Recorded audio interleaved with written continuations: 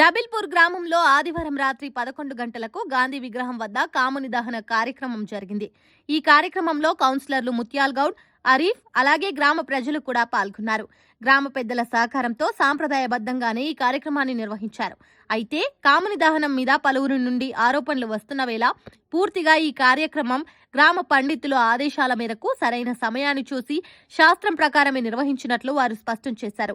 కావాలని అవసరం లేకుండా చేస్తున్న ఆరోపణలను మేము లెక్క చేయమని, డబిల్పూర్ గ్రామ బంగారు భవిష్యత్తు కోసం ఏం చేయడానికైనా మేము సిద్ధమేనంటూ 13, 23 వార్డు కౌన్సిలర్లు ముత్యాల్ గౌడ్, అరీఫ్లు పేర్కొన్నారు. చెడు మీద మంచి గెలిచినందుకు అలాగే జీవితాలు రంగులమయంతో సంతోషంగా సాగాలనే ఉద్దేశంతో జరుపుకునే ఈ హోలీ పండుగ ప్రజలకు సుఖ సంతోషాలు తేవాలని వారు ఆకాంక్షించారు.